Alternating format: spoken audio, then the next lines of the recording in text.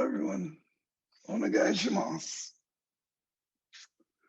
So, how's everyone? Nice to see you all. So, tonight is another of Toy Sensei's favorite phrases. A lived life is never boring. Sayaka, would you please read that in Japanese? 人生は退屈してはいけない。 Okay, that was quick. Thank you. Oh, instead of Shukshu, I'm going to read you something I wrote 15 years ago about this very subject.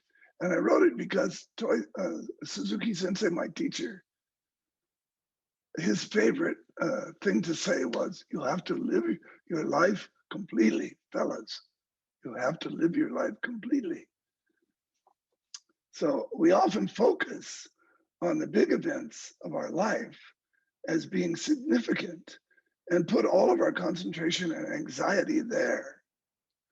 When we do that, all of the little moments are just considered to be transitional, not so important.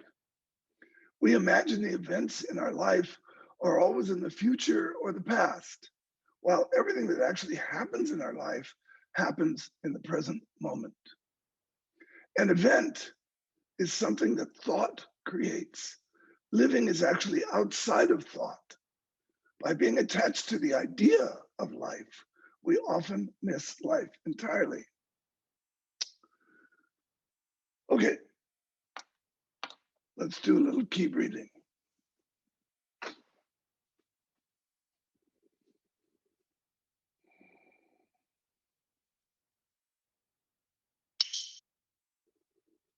Okay, stretch your body.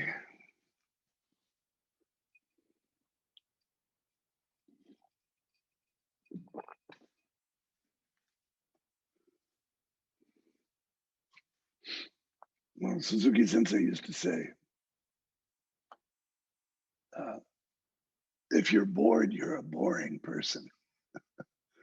So he meant, of course, the obvious, that you're not, it means you're not interested in what's happening in your life. Not as an overall idea. That's not why we're bored. We're bored because we're not interested in the moment that's happening. We're more interested in something other. It can be in a different time, or it can also be in a different place. Always looks greener on the other side of the fence. You know, the grass always looks greener over there. Well, if I just was in Japan, see, then I'd be really into my training. Or if I was just in India, then I'd be really enlightened. You know, if I were just over here instead of over there. Or if it was just tomorrow, when I'm having this really great meeting tomorrow, I'm so excited about this meeting. I just can't wait until this meeting. And you know, when we start to suddenly take an interest in what's happening in the moment, it even changes the way we talk about things. Like I don't want to say to someone that I really miss them, even though my heart maybe goes out to them. But I don't want them to feel that they should be looking forward to some other moment when we get to see each other. You know, that there's sort of this general thing that I read about, that I've written about in the beginning, like, you know, the thought of an event. So this happens, and then this happens, and this happens in a big way in our life, like when we first meet our first lover, when we get a college education and graduate, when we get our first job, when we buy our first car, when we have our first apartment, when we buy our first house, you know, these kind of things. These are big events. And what was it Einstein said when he got married to his first wife? He actually told her, I'll be making all the big decisions. You just stick to the smaller decisions. And then he said, after about 2 years, he realized there are no big decisions. They're all little decisions because it's always this right here that happens. So it's not just a concept. Literally, like if we go into the dojo, for instance, one of the key tests that I give during a Shodenki test is raise your left hand, uh, stand in Hanmi position and raise your left hand. Every time I notice they raise their hand without raising their hand first. And it should be very easy to move them. And I always wait because, of course, I don't want to move them and give their mind a chance to catch up to their body. You see? So the mind and body are unified. Doi Sensei always used to have us practice this Ikke, Nikke. We'd go 1 time, 2 time. That's why all these exercises we do twice. Everything is twice. So if you ask him why, Doi Sensei would always say that's to let your mind catch up with your body, because you're always moving your body without your mind. Mind goes first. So mind only goes first when we're paying attention, close attention to what we're doing in the moment. So when the teacher says, or the examiner says, raise your arm, you raise your arm from full awareness. So it's like half the distance, half, half. So when I touch your arm, it's extending to infinity. In other words, attention means our mind is infinitely connected. It's not just a body moving. It's a mind and a body unified moving. And as Shinichi Sensei said in the last seminar, mind and body unified means self and other unified.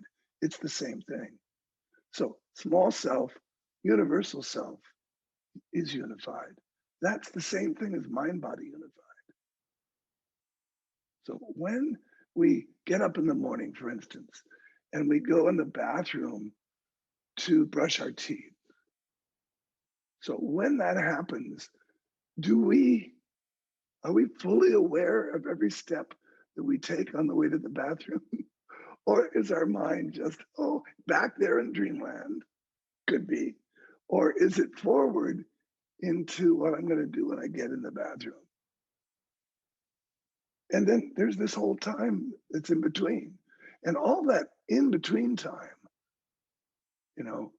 that's when the accidents happen. That's when you're not aware. That's when you stub your toe on the bedstead. We finish a seminar. This happens so much. And everybody's exhausted. And you have to go back to your hotel room, take a shower, change clothes, and get ready for a dinner. That's standard during a seminar, right? So what are you doing between the time you leave the seminar and you reach your hotel room? And then what are you doing while you're taking a shower and drying off and fixing yourself up, combing your hair and so forth, and putting on those nice clothes? What is happening? Are you fully engaged in the moment? See, that's our practice. That's our practice, to be completely present. That's living life completely. Not living as if there are very important things happening in our life. The important thing that's happening never happens. When we project it into the future, it never takes place. It's because it's always now. You always die now. You never die later. Yeah. I was, when my first child was born, I was in the hotel room. I was in the delivery room. And I was the first person in Maui Memorial Hospital, the first husband to ever be in the delivery room on Maui. No one has ever done it before. And I had to fight like hell to be able to do that. I was so proud of it. And I got in there, we were doing our Lamaze breathing, and there was a lot of cursing and yelling and pain, and it was all happening. It was so exciting. I was watching so carefully, and suddenly the baby was in the guy's hands. I, I said, well, she wasn't dilated enough. In other words, I was living for that moment when it was supposed to happen. This big event was going to take place. I was so excited about it. So I missed the whole thing. I didn't actually experience it with my wife. I'm sure my wife did. Is that something you experience if you're lucky? Anyway, so this is sort of standard with us, isn't it? So I'd like to hear very much. I'm looking forward to hearing what you have to say about this. And how important is this?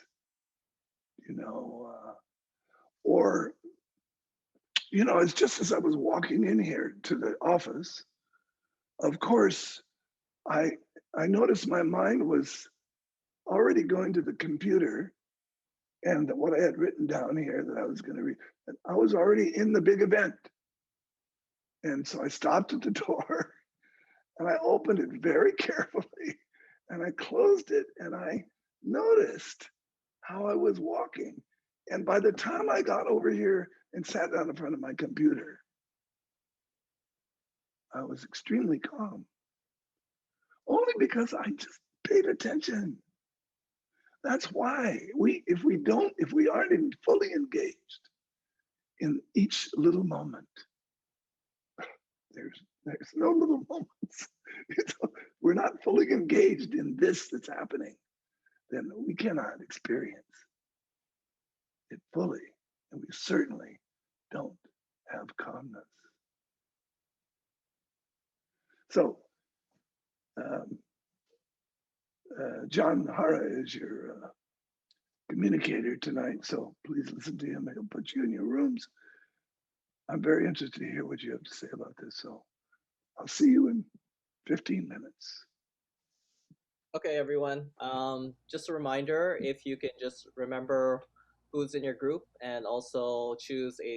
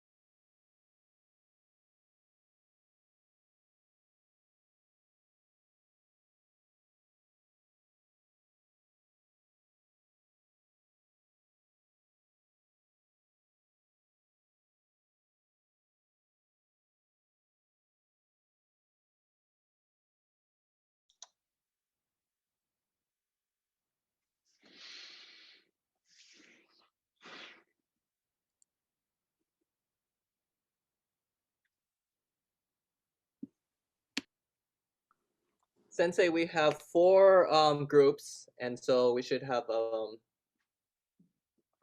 questions maybe. At least.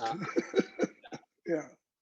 Okay. But also, I think if you should ask if anybody would like to ask a question besides the groups after the groups have Oh, all spoken. right. Yeah. We'll try it. Let's remember that. So, group one, please. Vernon, speak Yes, up. let's see. We're group one with Lydian, Joni, and Priya, and are have many different discussions about this lively topic. And one of our questions, and one of two questions, is can you sense a bored person, and what do you do about that?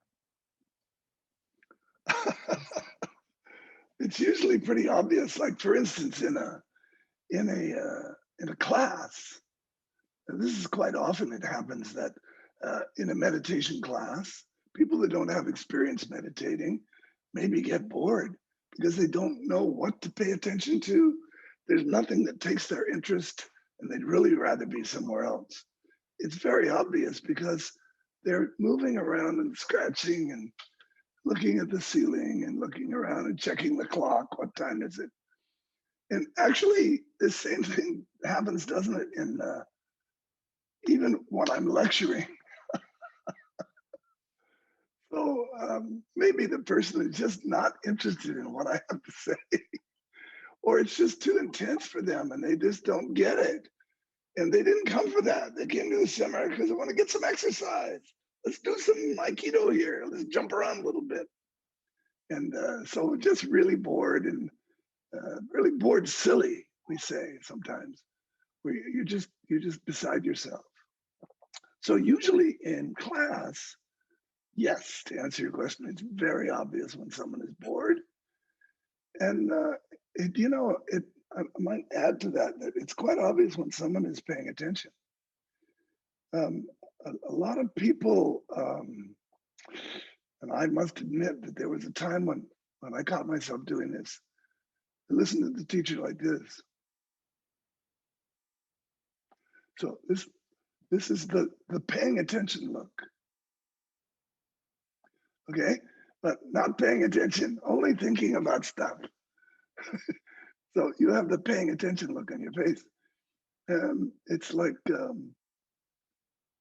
with some people that's just automatic, and it does come out of maybe not a lack of interest, but a lack of experience being interested and engaged in life. A lot of people don't have that, haven't been raised in a situation where they've been encouraged to just enjoy being alone and listening to someone. You know, I go when we go in a museum. I like to go in museums, and they're quite often young people that don't have much interest in being in the museum, but their teacher has sent them, and they have a guide. And if you listen to them, they don't say anything about the museum. They're not even interested in being there. So sometimes it's just a question of being ill-equipped for the situation you're in or for the experience that is being offered to you. And so that results in boredom. But for us, since we're practicing all the time, of course, this is our process, is to learn to be more and more engaged, more deeply engaged, more thoroughly engaged, and more committed to being engaged, and more grateful to be engaged when we are engaged. Okay. And the second question was your interest of paying attention. And when you're paying attention for a length of time and you're physically tired, you may drift. Is there a way to get back to paying attention? Yes, actually there is. Remembering that it's life and death will get your attention right away.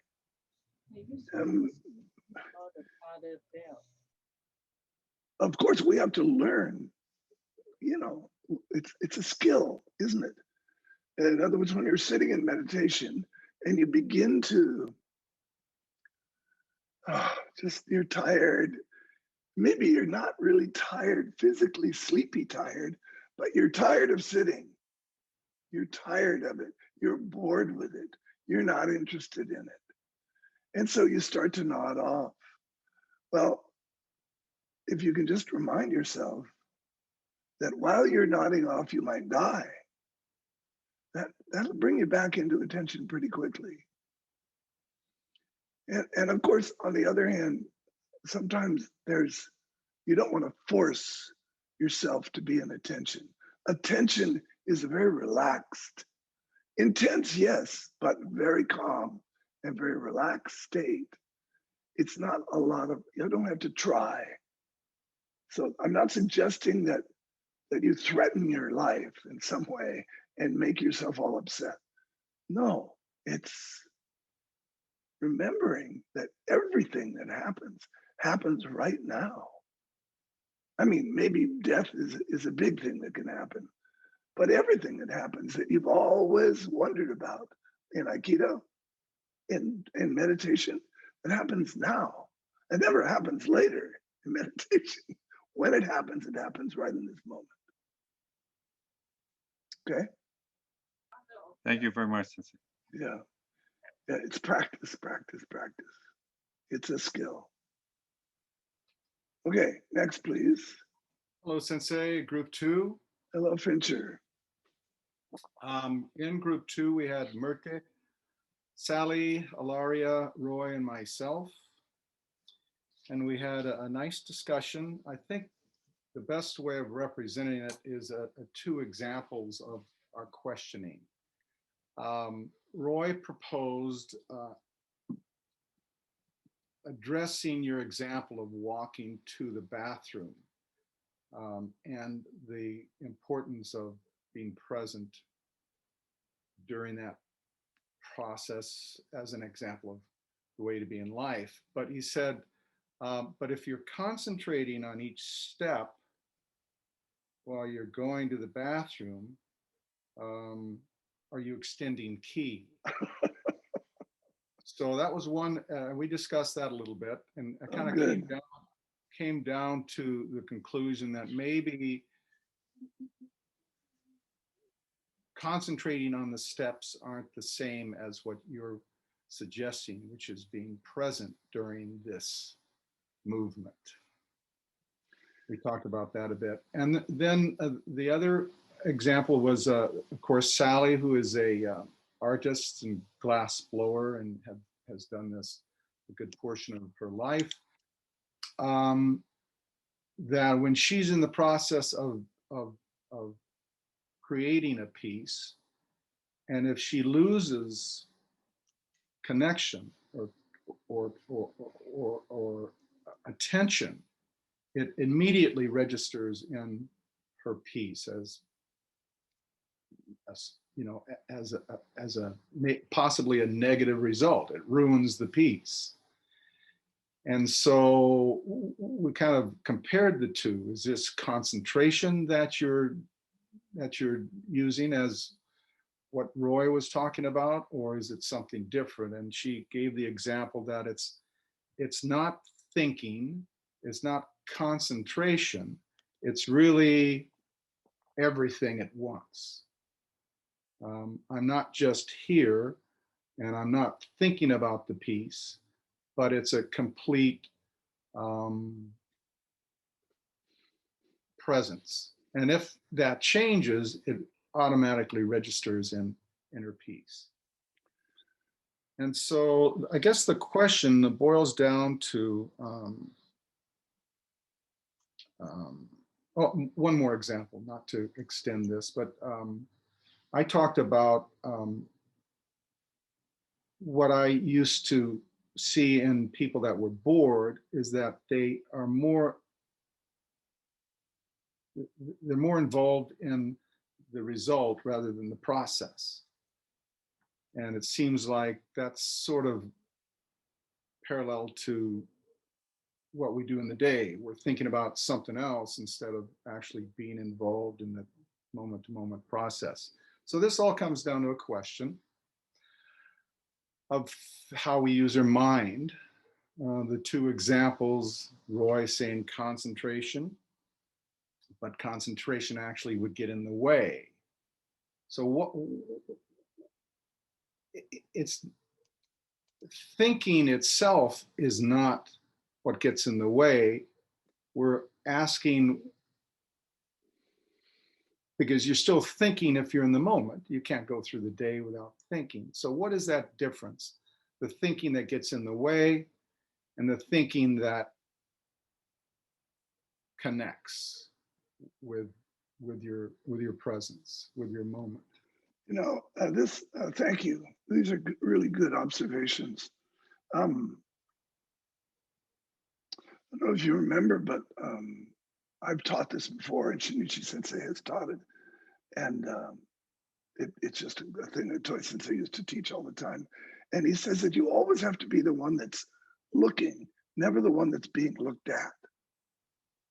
The example is, of course, if you're giving a talk somewhere in front of a group, if you feel everyone looking at you and you're being looked at and you're being judged, you're being, okay, so that's one kind of occupation. We could say preoccupation. Or, and Shinichi Sensei always says, if you want to prevent that from happening, then count how many people have glasses on, or how many people have beards, or how many women in the group, or how many red dresses, or how many bald men, or how many long hairs, you know, whatever you like, just to get yourself out of being nervously receiving people's attention.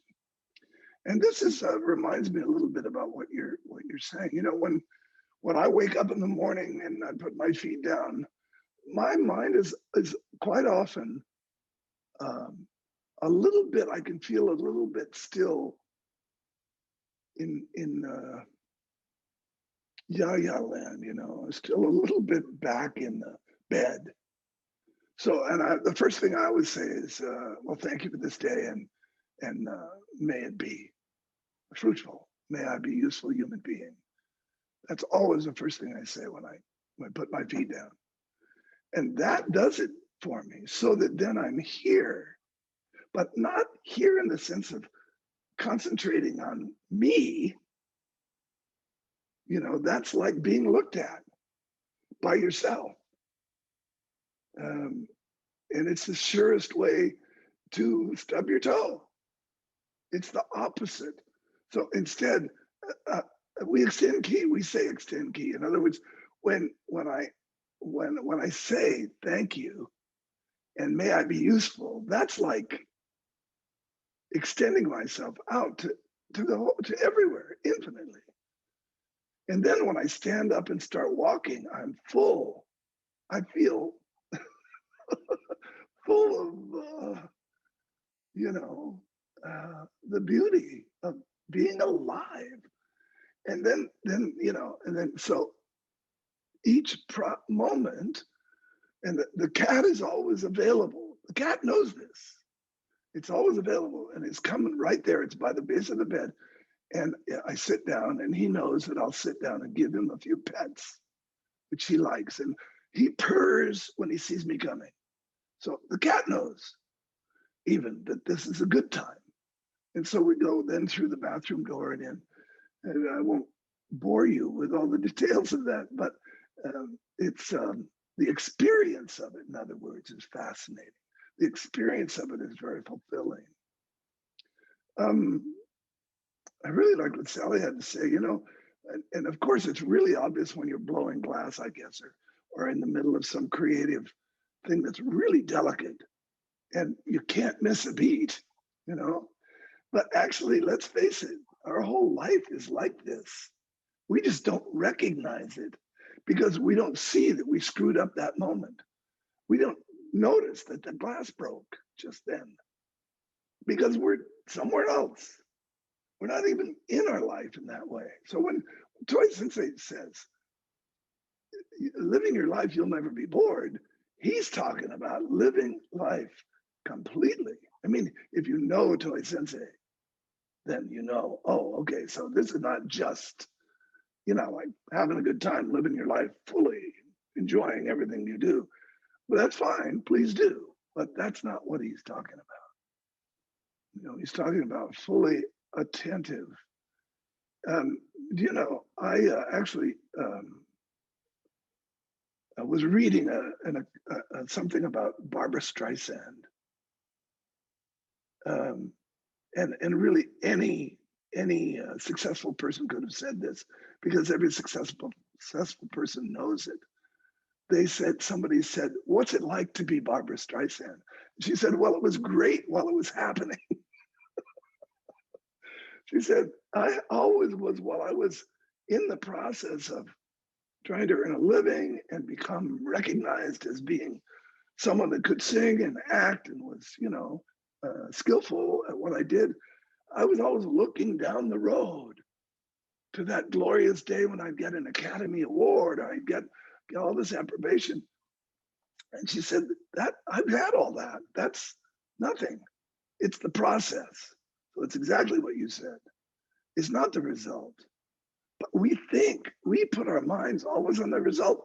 And so when I'm talking about going in to brush your teeth, that's the same principle exactly. When we completely enjoy and are thoroughly engaged in every moment that we live, then our life is successful because it's being lived, not because we got an award or we got rich or we got famous or we got muscles or we got whatever it is that we're working toward, and that's why any teacher will tell you that dreaming about enlightenment is completely missing enlightenment. Okay, so I think I got all of your questions there. I just think that those are really good questions, so thank you. Okay, next, number 3.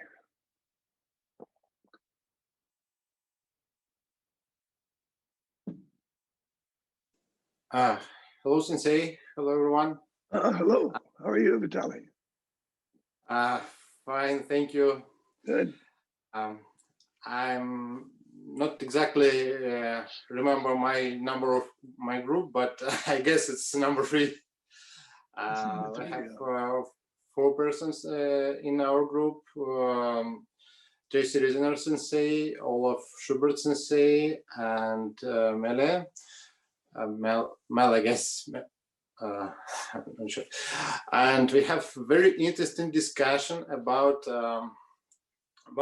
2 topics. The first topic is if we sometimes do 2 activities in one time. For example, we're running in the morning and we listen to the music, or something like this.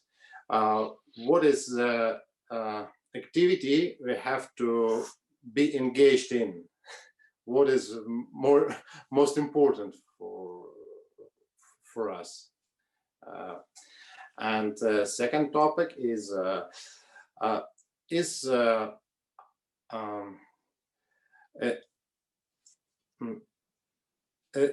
probably some situations in that the activity, the point we are now is not very important for us, but we have to think about some more important topic. For example, if I have walking from home to work and from work to home, is it possible to think to plan our next day? Is it possible to think about what more important for me than the activity I do just now? I do this activity because I have to do this. I cannot be at work and in that moment be at home. Right. I'm not sure. Yes, it's clear. I think no, it's clear. I think what you're talking about is what we all try to do is 2 things at once. And, when I was first training with Suzuki Sensei, he taught me cadence walking. Okay, so cadence walking is as you're out doing your exercise, walking or running, or even walking slowly in meditation, you are counting your steps and you're coordinating the steps and the breath. So let's say 3 steps in, breath, 3 steps out, breath, 3 steps in, breath, 3 steps out. So when I go walk in the morning, I take 3 steps up my hill, my driveway, and over to the big hill. And then as soon as I start per breath, as soon as I start walking up the big hill, then I can only have 2 steps per breath. And when I get to the top of the big hill, sometimes I'm so tired, I want to take only 1 step, 1 breath, but I never allow. So I have to stay calm, then I can stick with 2 steps per breath. Okay, so and then when Suzuki Sensei and I were walking together and we're practicing, one time I asked him a question. He said, "Don't speak. What are you doing? We're walking. Why are you speaking to me? I have to stop and listen. Is it important? I'll stop." Well, he is very keen that you don't do 2 things at once. You don't try to do 2 things at once. If you think about running and listening to music, or sometimes you like to listen to music while you're working in the office, you don't hear the music when you're paying attention to the document you're writing. But you might stop and listen to the music and tell yourself you're going to think about the document. But if you're listening to the music, you're not thinking about the document. We are not capable.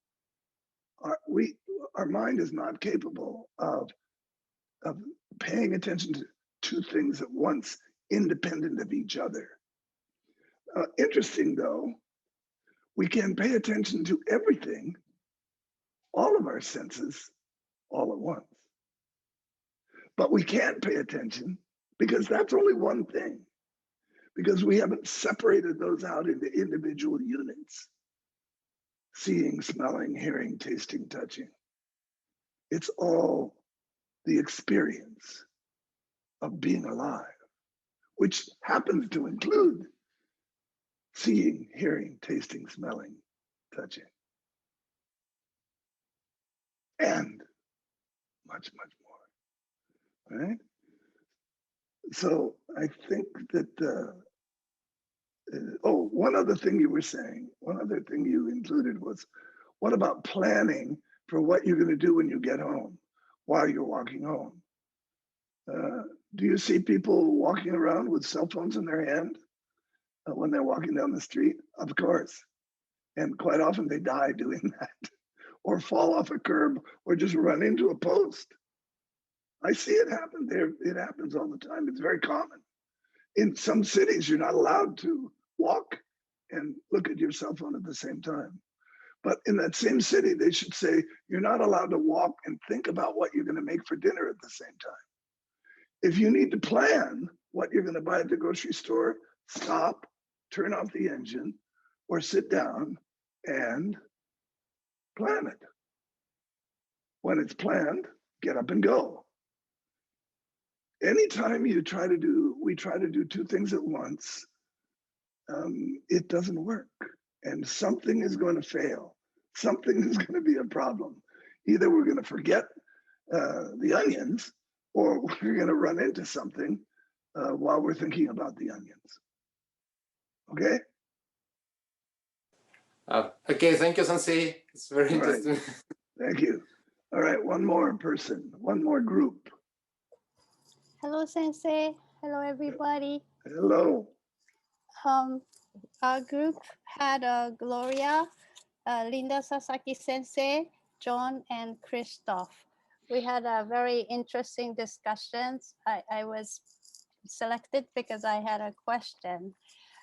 Sensei, you mentioned that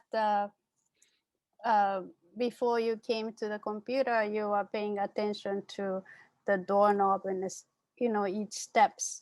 And I was wondering if we have to pay attention to not the only events, but each small things, doesn't it get very tiring? It would Um, be. Oh, sorry. the reason is because I'm a trainer. So when I train somebody, I had like 40 people in the room, and I can really engage in it. And those comes automatically. And I mean, sometimes I don't, but sometimes I catch the flow. Most of the time, because that's my job, I can do it. Yet, when I am listening to this discussion, I'm very, very super interested in, but I have to fully pay attention to what people say, because English doesn't come to me automatically. I have to really focus. And that's quite tiring. After the session, I was feel so tired because I'm so focusing and I'm paying attention. And then you mentioned about the calmness, comes with this paying attention. So is noticing different from paying attention? And why I feel tired? Well, okay.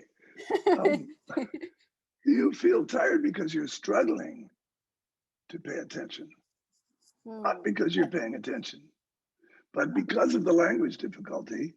You actually have not just the language difficulty in terms of Japanese and English, but even for others, I think they might say, for them too, they have to struggle sometimes.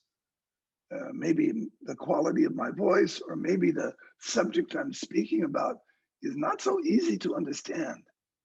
So you have to really pay attention if you want to understand it.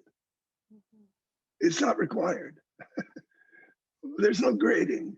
But if you want to understand, you have to pay attention. And so there might be some struggle involved in that. Okay. And if you feel tired, it means you have been suffering. You have been struggling. You have been working hard to try to accomplish something instead of just sitting back and enjoying it. But I think that a lot of that is your idea about it.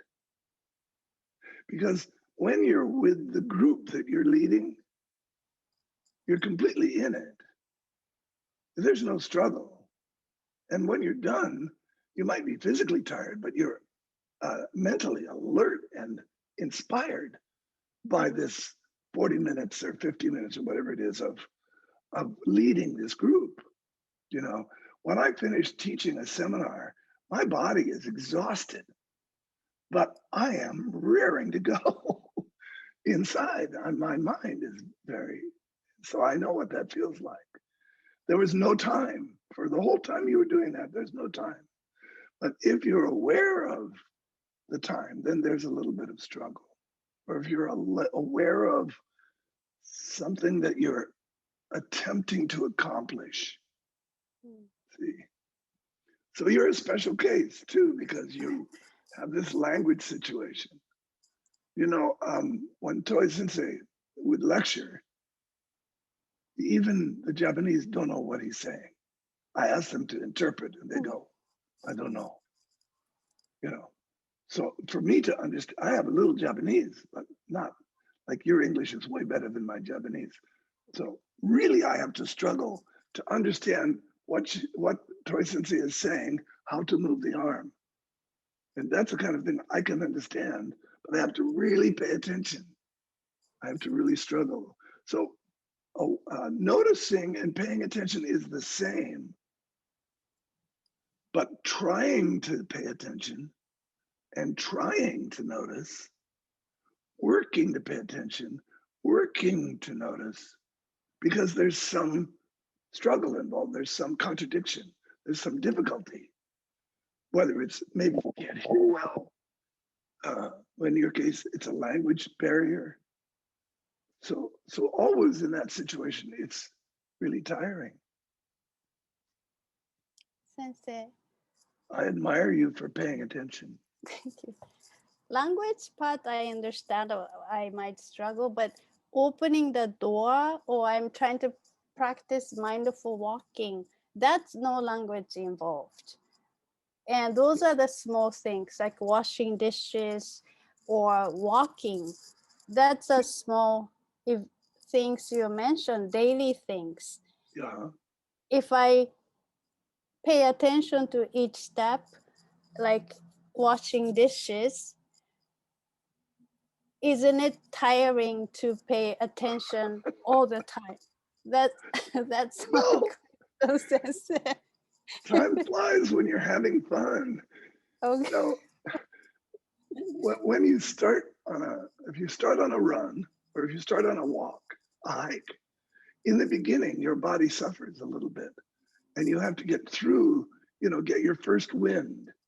And then after 7 or 8 or 10 minutes, then you're in it, right? So it takes a little bit sometimes to get into it. So there might be a little struggle there, and that might make you a little mentally fatigued. But once you're in it, then you're inspired and you're moving, and you have to stop when your body gets tired.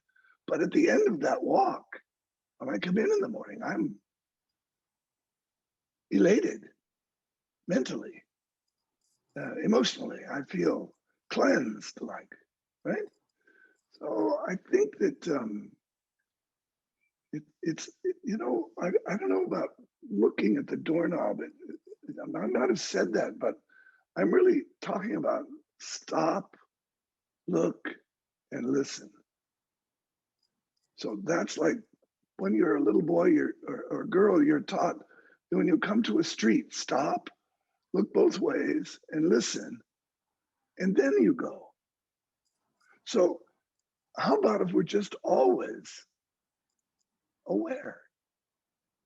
That's where it's our natural condition, Kayomi. It's our natural condition to be aware.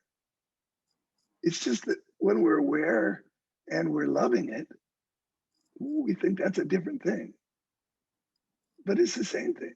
We're just, when we're struggling, we're not loving it. Mm. Thank Usually you, it's Sensei. because there's some projection, we're trying to achieve something. And then it becomes a drag.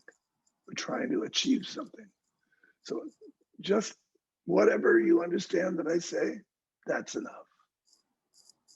Thank you. Okay, thank you. So John mentioned that I should ask if anyone has a question after all of that you might like to ask. So please, Fincher, go ahead. I'm sorry, Sensei, I think there's one more group, isn't there? Is there one more group? He told me there were 4, and that was 4. Okay, great. Just a quick question.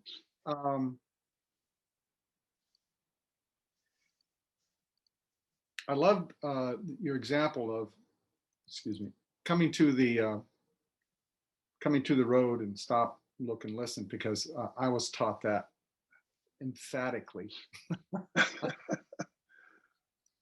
Well, our parents didn't want us to die. Yeah, and I recall sort of like a complete change of consciousness as a kid when that happened. You know, as a kid, you're all over the place. And I'm wondering which is really natural.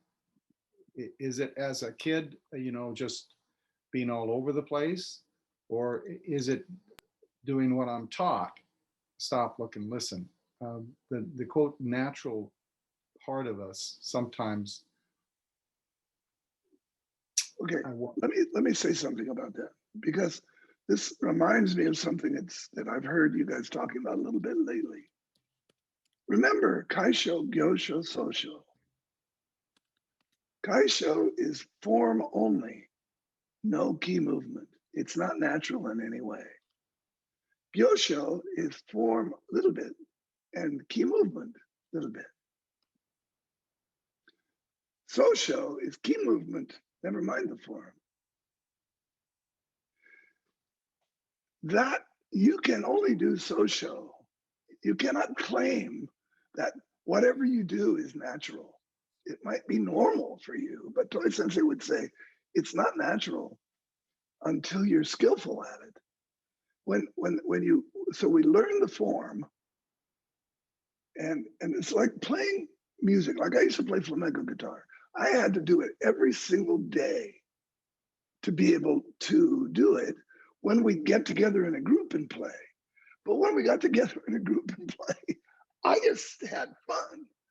I never thought about anything like no, scales or anything like that. I was just exuding music. I just loved the spirit of it. But as what, and that feeling was the same through many years of this. Okay, in the beginning, I was probably sounded awful because I hadn't practiced that very much yet. Wasn't very good at it yet, but I still had a wonderful time. Then as I practiced more, I didn't have more fun, but it was easier to have fun because I didn't have to struggle at all. Okay, so I think when we learn to not just walk out onto a street and get whacked by a car, when that's just in us, we don't think about it anymore.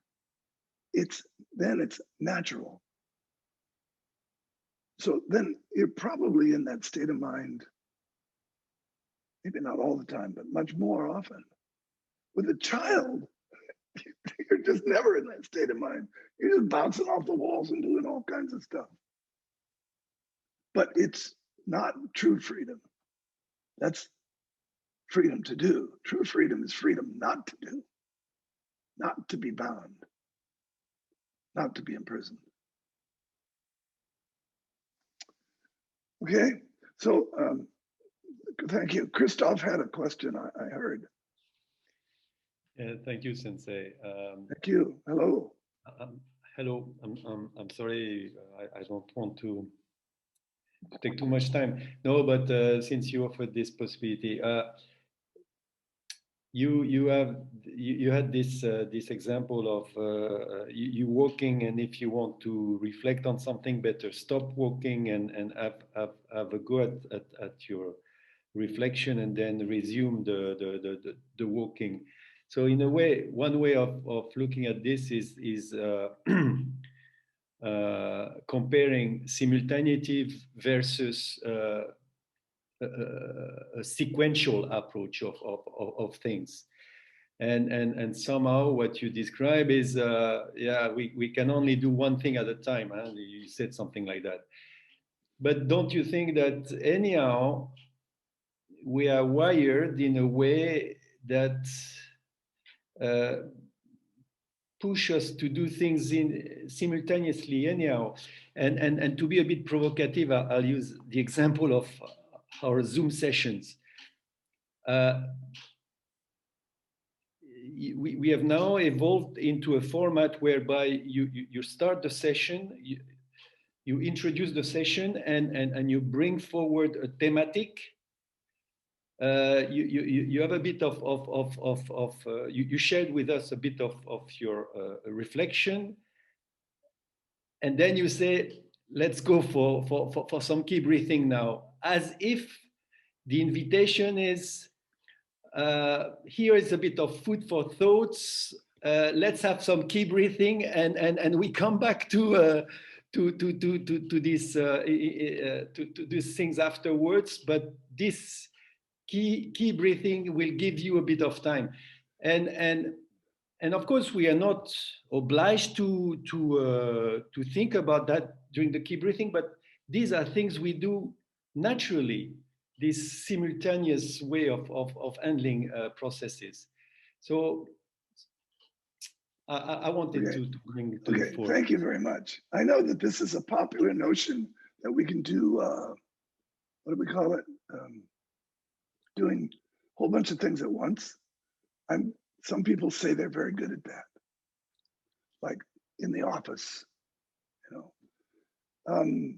but Toi Sensei taught, and I have noticed by noticing closely, since you bring up key breathing. Okay, let me just say this differently. When I bring up a tasty subject, and then I say suddenly, let's do some key breathing, and then we'll go further in exploring this subject. Of course, that's holding the bait out in front of you and saying, wouldn't you like to try to think about this while you're doing your key breathing? Yeah, but If I were- exactly. Yeah, And if right. I may, you do more than just bringing forward the tasty thing. You put a lot of charcoal in the machine before, because you bring already anecdotes and food for thoughts. Yes, indeed. Yes, indeed. And the same thing happens in meditation class. I always I bring a subject. So here's the deal. This is the way I think of this. I think of it as allowing it to bubble on its own in me. My conscious self is completely engaged, 100% in key breathing in and key breathing out. Universally extending and universally contracting. But it doesn't mean that that isn't bubbling away. And there are moments In the background. somewhere, yeah. And there are moments when Chris, me, might even become aware of it, in which case I become distracted by it right there. And so if I start thinking about that, some idea that comes up, that bubbles up out of nowhere, then I am not thinking about, I am not following, forget the word thinking about for a moment, I am not following the universal breath any longer until I go, oh, I'm supposed to be following the universal breath. Okay, never mind, I'll trust that that's bubbling, okay? So this is what I'm asking of each of you. I'm asking each of you to take in this idea that I project onto you in the beginning and let it sink deeply into you and let it start working. Let it start fermenting, okay? Not fomenting, fermenting. And then do your breathing. And while you're doing your breathing, pay attention to the breathing, but trust that this is happening. And when you're done with the breathing, I guarantee you will know something you didn't know before. You will have some understanding, some clarity will be there. Now, this is probably the most important question that we had all night, because understanding how to how to trust our higher self, let's say, to reach a level of understanding that can safely and effectively move into our conscious life is really, really our practice. Because you can't just not do what you have to do in your daily life. But for most people, that's all they're doing. There's nothing going on back there. And so when they sit down to meditate, all they hear is yummy, yummy, yummy, yummy, yummy, yummy, yummy, because that's all that's going on. There's a whole bunch of chitch. It's a mental, emotional gossip that's just going on, feeding all the monsters. But if you're practicing, that's why I explained in the thing I just sent out today. That's why we always start with key breathing. People are always asking me this. And we move on to key meditation, and we finish with whole body meditation.